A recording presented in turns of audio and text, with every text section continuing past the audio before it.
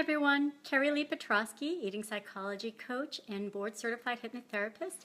I am an expert in helping women change their habits, patterns, and beliefs around food so they can have a healthy and happy relationship with food and themselves. Today I want to talk to you about the problem with diets. There's a number of things that are wrong with diets, but the diets, first and foremost, they get you to constantly be thinking about food, even when you're not physically hungry. So you're still thinking about that food, thinking about if you have a certain food, are you going to be having to eliminate certain calories later on during the day, or points, or whatever it is that you're following. But also, and more importantly, the diet sets up restrictions. And when you have a restriction, it's just human nature. We want what we can't have. So we're constantly thinking about the foods, and we're especially thinking about those foods that we can't have and feeling deprived and resentful. And it sets up that all or nothing mentality where I already had the cookie, I may as well have the whole box of cookies. And while I'm at it, I may as well go and have some brownies too, and I'll start my diet again tomorrow.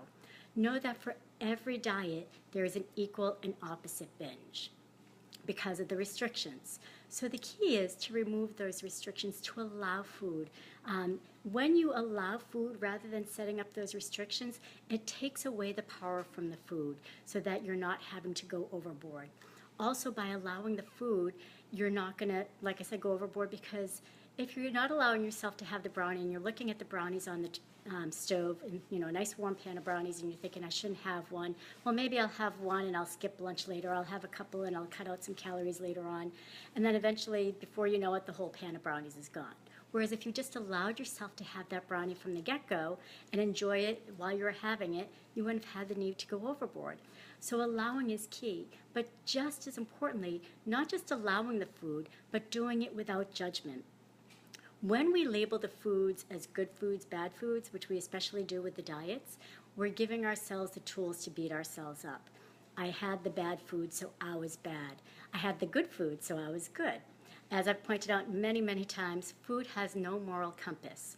So by allowing yourself to have the food and taking away those labels, you're going to be able to enjoy it in a much smaller quantity and be able to savor the food and enjoy the food that you're eating while you're eating it, so that you don't need to go overboard and have multiple servings in order to enjoy it. So again, the restrictions set up that all or nothing mentality. By allowing the food, you take away the control from that food, so you don't need to go overboard. But just as importantly, when you're allowing the food, you need to do so without judgment, knowing that what you're eating does not dictate your value or worth. Again, my name is Carrie Lee Petrosky. I am from KP Empowering You. I do have a link right above to my website, and it does have a freebie attached to it. So if you go to that link above, you'll be able to go and get my freebie for 5 mindset shifts that will empower you to have a healthy relationship with food and yourself.